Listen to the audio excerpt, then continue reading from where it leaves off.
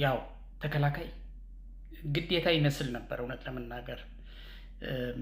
ለምን ካላችሁ አርሰናል ቤት ያለ ተከላካይ የሳሳ ነው ወይም ደግሞ ያሉት ተከላካዮች የሚናቁ ናቸው ወይም ደግሞ ዝቅተኛ አቅም ያላቸው ናቸው፣ ክፍተት ይፈጠራል ብላችሁ ባትሉም ወይም ደግሞ እንደዛ ባናስብም አርሰናል እና ማይክል አርቴታ ካላቸው ጥልቅ የመከላከል ስትራቴጂ አንጻር ዊሊያም ሳሊባ ለተወሰኑ ጊዜያት አለመኖሩን ተከትሎ ምናልባትም ለረጅም ሰዓት ጊዜ ነው እየተባለ ያለው ባልጠበቁት መንገድ ነው በዓለም ዋንጫው ሉዝ ያደረጉት ሳሊባን። ስለዚህ የጋብሪል እና የሳሊባ ጥምረት በትክክል እንደማይኖር ምንም ጥያቄ የለውም። ግን ሳሊባ ሊተኩ የሚችሉ ግን ጠንካራ እንደነ ሂንካፔ እንደነ ሙስኬራ አይነት ምርጥ ተከላካዮች አሉ። ከዛ ውጭም ያው ቴምበር ትንሽ ጉዳት እየፈተነው ቢሆንም በቅርብ ይመለሳል ይባላል። እሱም እንደ ተከላካይ መጫወት ይችላል። እነ ካላፊዮሪ ሌሎችም ሊተኩት ይችላሉ። ግን በትክክል ዊሊያም ሳሊባ ሊተካ የሚችል ፉልባክ ተፈጥሯዊ ባህሪው የመጫወቻ ቦታው ፉልባክ የሆነ ምርጥ ተከላካይ ያስፈልጋቸው ነበር።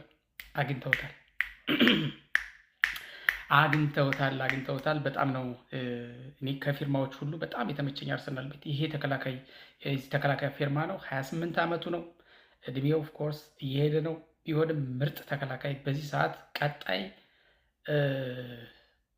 እንደ 3 እና 4 ዓመታት የአርሰናል የኋላ ክፍል ኮንክሪት ሆኖ ነው የሚቀጥለው፣ ምንም ጥያቄ የለውም። ስለዚህ ሰር አሌክስ ፈርጉሰን ታላቁ አሰልጣኝ ምን ይሉ ነበር? መከላከል የማጥቃት ሌላው አማራጭ ነው። መጀመሪያ ራስን ሴፍ አድርገህ ነው ከዛ በኋላ ስለ ማጥቃት የምታስበው አይነት እንደዚህ አይነት ፍልስፍና እንዳላቸው የሚናገሩም እንደነበረ እናስታውሳለን። ስለዚህ የአሰልጣኝ ማይክል አርቴታ ስትራቴጂ አንደኛው መጀመሪያ ራስን ሴፍ አድርግ ነው፣ መከላከልን ቅድሚያ ሰጥቶ መጫወት ማለት ነው። በጣም የምስማማበት እና የሚመቸኝ ማለት አንዳንዴ የምትደግፈው ቲም ገባበት ስትል ነው የምትሳቀቀው። አገባ የሚለው ጉጉት ነው፣ ገባበት ደግሞ መሳቀቅ ነው። ስለዚህ ከመሳቀቅ ነፃ ሆኖ ማየት እንደማለት ነው። ይሄ ተጫዋች እንደነገርኳችሁ 28 ዓመቱ ነው። የአስቶን ቪላ አለ የለም የተባለ ምርጥ ተከላካይ ነው። አስቶን ቪላ እንግዲህ በፕሪሚየር ሊጉም ያለውን ተፎካካሪነት ታውቃላችሁ። ኤሮፓ ሊግ ሻምፒዮን ነው ብላ እንደዚህ አይነት ነገር። አስቶን ቪላ ባለፈው ዓመት በእንግሊዝ ፕሪሚየር ሊግ በጣም ከባድ ቲም ተብሎ የሚጠቀስ ካለ አንደኛው እሱ ነው። ስለዚህ የዚህ ቡድን ጥንካሬ ከነበሩ ተጫዋቾች መካከል አንደኛው ይሄ ልጅ ነበር። ስለዚህ አርሰናል የግሉ አድርጎታል።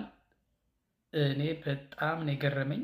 ስሙ ተያይዞ ቆይቷል፣ ግን ደግሞ ምንድነው ያለኝ እንትን ወደ ሌሎቹ ፎከስ ስላደረጉ ለምሳሌ የአጥቂ አማካይ የአጥቂ ምናምን አልቫሬዝ ኢቨን እንዲያውም አሁን ባርኮላን ራሱ ከፒኤስጂ ከሊቨርፑል ጋር ኦልሞስት እየጨረሰ ነው እየተባለ ነበር፣ ግን ሃይጃክ እያደረገ ነው አርሰናል ኦልሞስት እየጠለፈው ነው እንትኑን የዝውውር ሂደቱን የሚሉ ዜናዎች እየወጡ እንደውም ባርኮላን ያመጡት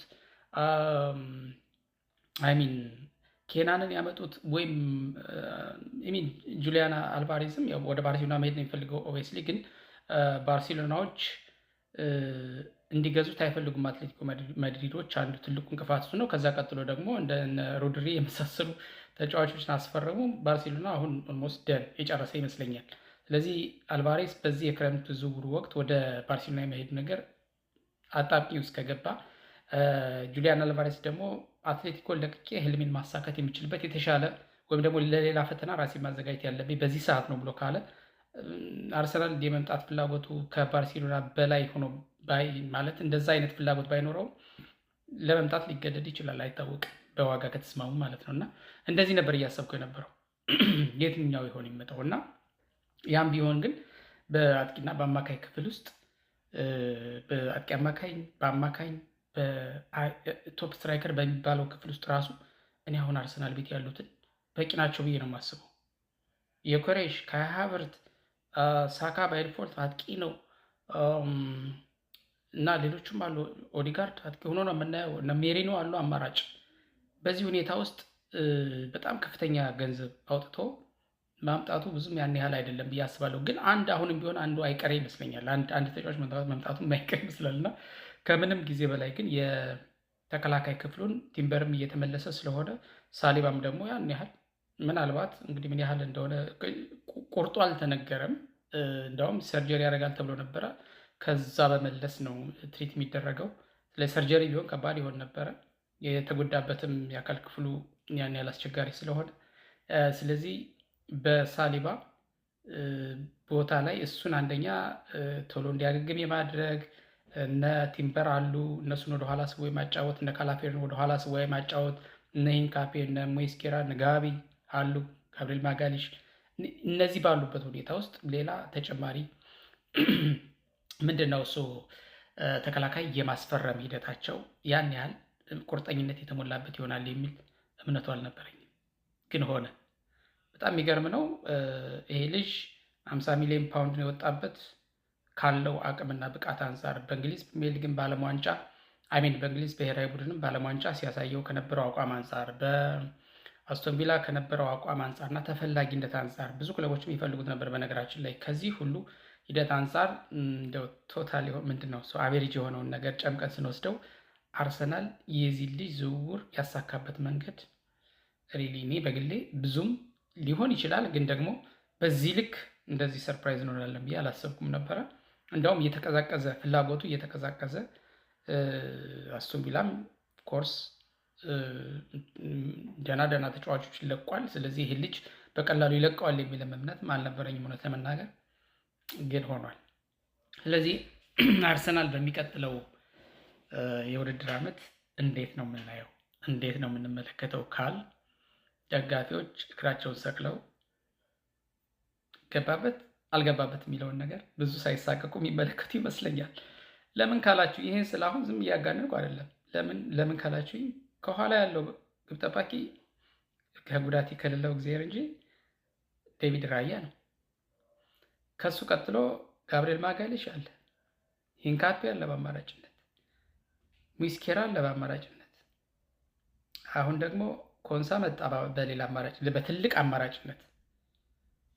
ከሱ በፊት የዲፌንስ ሚድፊልዶች አሉ፣ እንደ ዲፌንሱ ነው የሚጫወቱ እንደነ ካላፊዮሪ እንደነ ቲምበር በነገራችን ላይ ሙሉ በሙሉ ልምምድ ጀምሯል ከዋናው ቡድን ጋር፣ በቅርቡ ይመለሳል ነው እንግዲህ ያየው ዜና እንደዛ ነው የሚለው። ስለዚህ ከኋላ መስመር ከግማሽ ሜዳ ወደ ኋላ ያለው ስብስብ ተመልከቱት። ኳስ በየት በኩል አልፎ ነው ጎል ሊቆጠር የሚችል? ከዛ ውጭ እንደ ቲም ማይክል አርቴታን ታውቁታላችሁ። የሚጠቃ ከመሰለው ዴክላን ራይስን አምጥቶ ተከላካይ ሊያደርገው ይችላል። ኦዴጋርድ ሲከላከል ልታዩ ትችላላችሁ። በዛ ላይ ብሩኖ ጉማሬሽ አለ፣ ተፋላሚ ነው። ወደኋላ ተስቦ ይዋደቃል በቀላሉ እንትና እጅ አይሰጥም። ኢቭን የኮሬሽ እኮ ሲከላከል ያየንበት ጊዜ አለ ባለፈው ዓመት። እንደውም ማይክል አርቴታ በጣም ሲወቀስ የነበረበት ጊዜ ነው። ስለዚህ በዚህ ሁኔታ ውስጥ እንዴት ነው የአርሰናልን የኋላ መስመር ጥሶ አልፎ ጎል ማስቆጠር የሚቻለው የሚለው ነገር እንኳን ለተጋጣሚ ለደጋፊ ራሱ ያሳስባል። ስለዚህ በሚቀጥለው ዓመት የምንመለከተው አርሰናል ጎል ማያስተናግድ ምርጥ የሆነውን አርሰናል፣ ተከላካዩን አርሰናል፣ ጎሉ የማይደፈረውን አርሰናል እንመለከታለን ብዬ አስባለሁ እና እኔ በበኩሌ ለማየት ጓጉቻለሁ። ይሄ ቡድን ይመቻችሁ። እንኳን ደስ አላችሁ መላ አርሰናል።